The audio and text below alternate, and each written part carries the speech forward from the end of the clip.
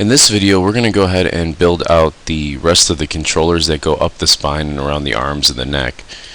This is actually a pretty simple repetitive process. So what I'm going to do is, one of the things I'm going to need is to tear off my constraint window. And so I do that just by clicking on the dotted line here. I'm going to put that off to the side here. I'm going to go ahead and close my driven key, because we're going to need that later when we make the hand, but that's only, I usually do that process like we do with the foot, where the fingers close and thumbs up and thumbs down. I usually do that after I skin my model. So one of the things I'm going to need is a NURB primitive, and I usually just do a circle for this. So you can just kind of drag that out on the grid, and I'm hitting W here. And what I'm going to do is, holding the V key, I'm going to snap it to that center point on my root.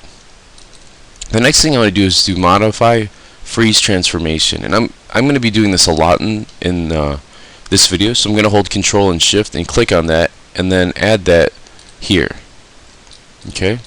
Now what I want to do is go ahead and hit Control D, hold V again, and snap it around the body. So there's one there, and I'm just going to keep doing this all the way up the model. Control D and V, snap it to the center there. Now mind you, I haven't frozen transform yet on anything. Let's go to our front view. I'm going to want to create another circle.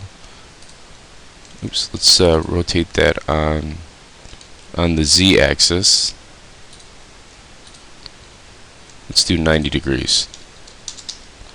Now I'm going to want to create two smaller circles.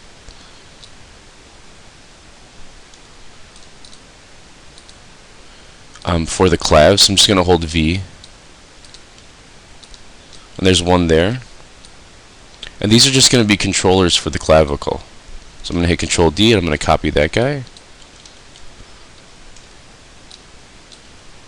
Okay, I'm going to hit Control D, hold V down. I'm going to hit R and scale that up a little bit.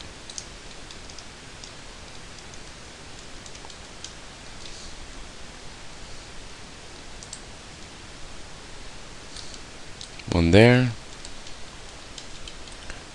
one more on the wrist, and then I'm just going to hit Control D again, and let's put one here,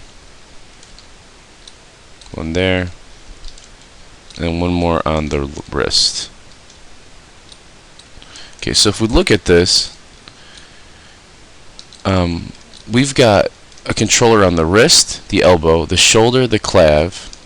We're missing a bigger one that goes right on this bone here. So I'm just going to Control D this and bring it up there. So essentially what we have is a bunch of NURB circles, and these NURB circles are going to be what we select and rotate to pivot and rotate our model.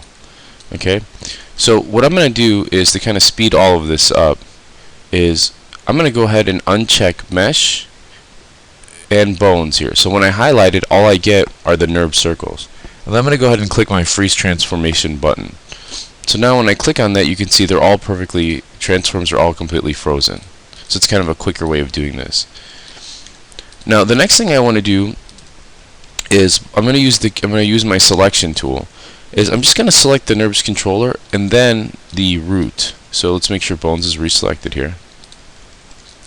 And then I want to do a point and orient constraint. So let's take a look at what point constraint does. We still have maintain offset checked on from what we did last time. So let's hit and apply. Now when we select this, point constraint allows the movement of our root to be constrained to the circle. But when I rotate it, it doesn't follow it. I want it to move and rotate.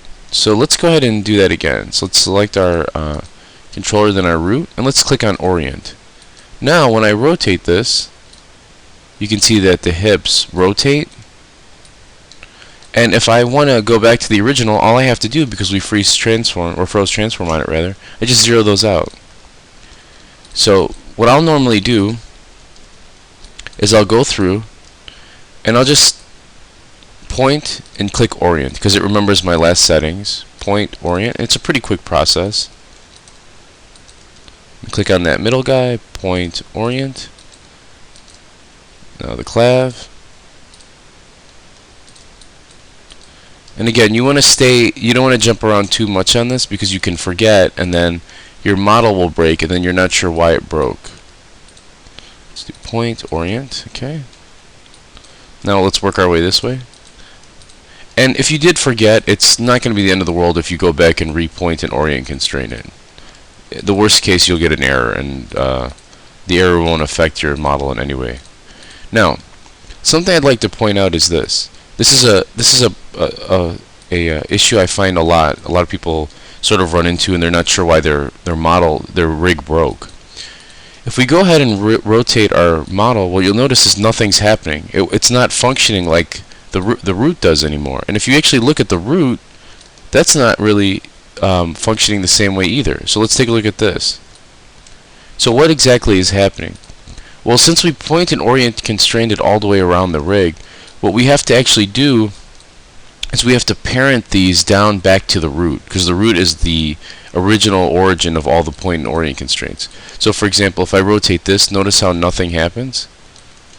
But if I select this, again, the wrist moves okay because it's the last one in the chain, like the root. Now if I parent this, now this is a child of the wrist constraint is a child of the elbow. So now when I move this, this is actually the last one in the chain, and I can actually rotate it. So what you want to do is work your way down, with the exception of the clavicle. So pay attention to how I kind of do this. Here's the elbow. I select the shoulder. I hit P to parent. Now I don't want this clavicle to. I don't want to parent the shoulder to the clavicle. I just want to parent that to this center point here. And then I want to parent the clavicle to the center nerves ring as well. Okay, so let's go ahead and work our way down like this. Let's hit P to parent.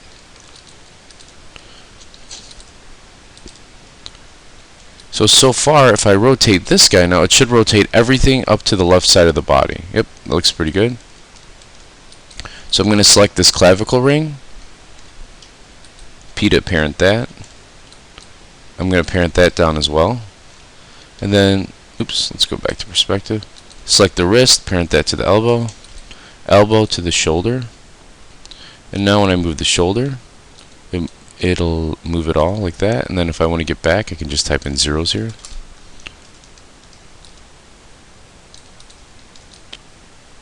And that looks pretty good. Now in the next video, we're going to take a look at creating, or actually skinning our model.